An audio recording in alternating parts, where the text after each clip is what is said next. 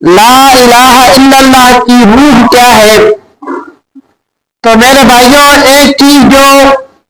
سیدھی سیدھی ہم کہہ دیتے ہیں کہ اللہ ایک ہے، یہ تو الفاظ ہم کہہ دیتے ہیں،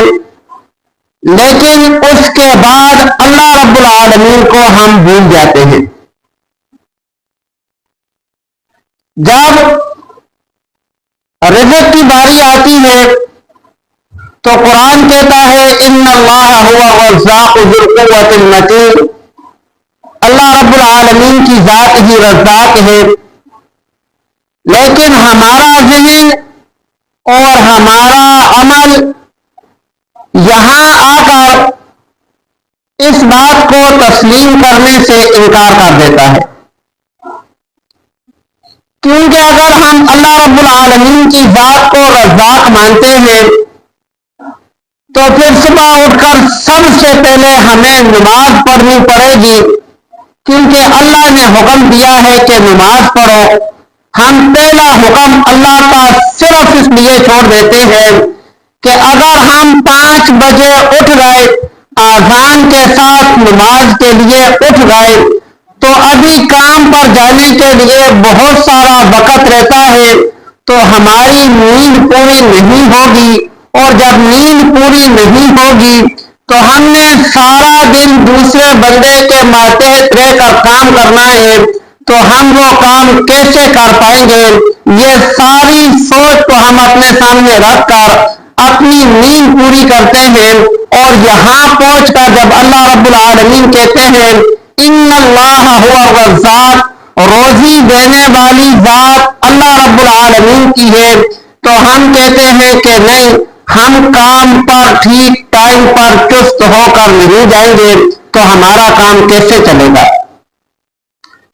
اور یہ ہم میں سے 90% سے زیادہ لوگ اپنے عمل سے یہ بات ثابت کرتے ہیں، ان کا عمل اس بات کی گواہی دیتا ہے کہ رزاق اللہ کی ذات نہیں ہے، بلکہ رزاق ہمارا وہ عمل ہے جو ہم صبح نماز کو چھوڑ کر کرتے ہیں۔ حالانکہ جو بندے نماز پڑھتے ہیں وہ بھی کام پر جاتے ہیں، کبھی ان کی بھی شکایت نہیں ہوئی کہ یہ کام صحیح نہیں کرتے، لیکن شیطان نے ایک وسوسہ ڈال دیا ہے۔ اس کے علاوہ جب دوسری چیز اللہ مالک الملک، اللہ رب العالمین اس کائنات کا بادشاہ ہے، اور اللہ رب العالمین ہر چیز عطا کرنے والا ہے، تمام ضروریات پوری کرنے والا ہے،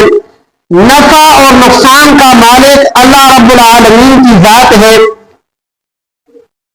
کہنے کو تو ہم زبان سے کہہ دیتے ہیں،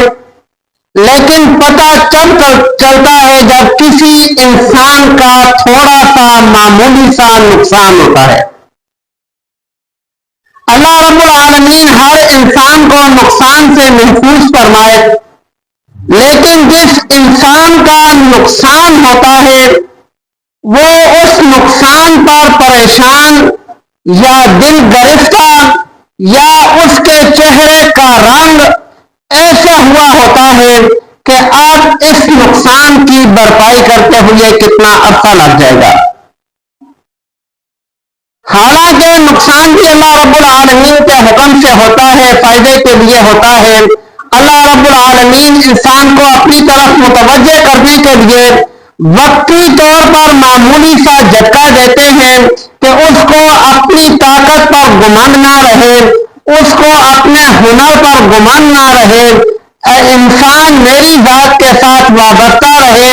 اس ایک مقصد کے لیے اللہ رب العالمین وقتی طور پر اگر تھوڑی سی پریشانی انسان کو دیتے ہیں تو پھر انسان کا حال دیکھنے والا ہوتا ہے۔